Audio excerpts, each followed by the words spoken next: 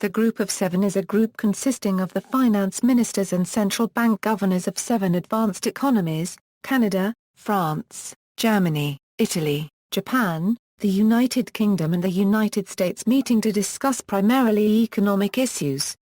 The European Union is also represented within the G7. The G7 are the 7 wealthiest major developed nations by national net wealth, representing more than 63% of the net global wealth according to the Credit Suisse Global Wealth Report October 2013. The IMF's managing director usually participates. Recent G7 meetings include that of May 2013 in Aylesbury, United Kingdom, with an emergency meeting in The Hague, Netherlands on March 24, 2014. Most recently there was a meeting in Brussels on June 4, 2014. History: the G7's precursor was the Group of Six, founded ad hoc in 1975, consisting of finance ministers and central bank governors from France, West Germany, Italy, Japan, the United Kingdom and the United States to monitor developments in the world economy and assess economic policies. Canada became the 7th member in 1976, after which the name Group 7 Feet or G7 was used. During 1986–87 the G7 with its finance ministers and central bank governors superseded the G5 as the main policy coordination group, particularly following the Louvre Accord of February 1987, agreed by the G5 plus Canada and endorsed by the G7.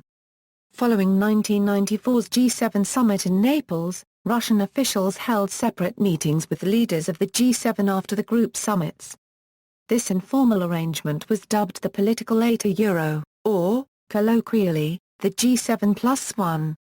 At the invitation of Prime Minister of the United Kingdom Tony Blair and President of the United States Bill Clinton, President Boris Yeltsin was invited first as a guest observer, later as a full participant. It was seen as a way to encourage Yeltsin with his capitalist reforms. Russia formally joined the group in 1998, resulting in the Group of Eight, or G8. Function: the organization was originally founded to facilitate shared macroeconomic initiatives by its members in response to the collapse of the exchange rate 1971, during the time of the Nixon shock, the 1970s energy crisis and the ensuing recession. Work: since 1975 the group meets annually on Summit Site to discuss economic policies. Since 1987, the G7 finance ministers have met at least semi-annually, up to 4 times a year at standalone meetings.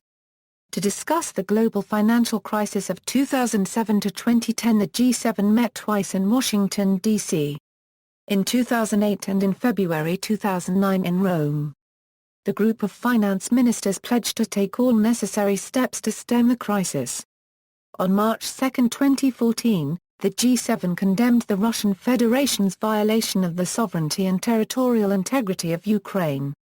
The G7 stated that the International Monetary Fund, IMF, remains the institution best prepared to help Ukraine address its immediate economic challenges through policy advice and financing, conditioned on needed reforms, and that the G7 was committed to mobilize rapid technical assistance to support Ukraine in addressing its macroeconomic, regulatory and anti-corruption challenges. On March 24, 2014, the G7 convened an emergency meeting at the Suisse, located in The Hague in response to the Russian Federation's annexation of Crimea. The Hague was chosen because all G7 leaders were already present to attend the 2014 Nuclear Security Summit, so this became the first G7 meeting neither taking place in a member nation nor having the host leader participating in the meeting. On June 4, 2014 on G7 meeting in Brussels leaders of the G7 nations in their joint statement condemned Moscow for its continuing violation of Ukraine's sovereignty and say they are prepared to impose further sanctions on Russia over its actions in Ukraine. The G7 summit on June 4 to 5, 2014 is the first since Russia was expelled from the group following its annexation of Crimea in March. Meetings, leaders, member country data. The G7's membership does not reflect exactly the 7 largest national economies of the world in any given year. All 7 member nations are among the top 11 economies as measured in GDP at nominal prices in a list published by the International Monetary Fund for 2013. Not represented by membership in the G7 are China, Brazil, Russia, and India, even though they rank higher than some members. When the country's GDP is measured at purchasing power parity rates, all 7 members are among the top 13 in the world in 2013, according to the IMF. China, India, Russia, Brazil, Mexico, and South Korea are not G7 members, even though they rank higher than some members. Influence: the G7 has influenced IMF and World Bank rules of crisis resolution and development, as well as GATT's rules of international trade. Initiatives: in 1996 the G7 launched an initiative for the 42 heavily indebted poor countries. In 1999, the G7 decided to get more directly involved in managing the international monetary system through the Financial Stability Forum, formed earlier in 1999, and the G20, established following the summit, to promote dialogue between major industrial and emerging market countries. In 1999 the G7 announced their plan to cancel 90% of bilateral and multilateral debt for the HIPC, totaling $100 billion. In 2005 the G7 announced debt reductions of up to 100% to be negotiated on a case-by-case basis. Criticism: the G7 has been criticized for their representational deficit. The G7 does not include the world's largest emerging economies such as Brazil, Russia, India and China. Walden Bello calls the G7 an undemocratic institution.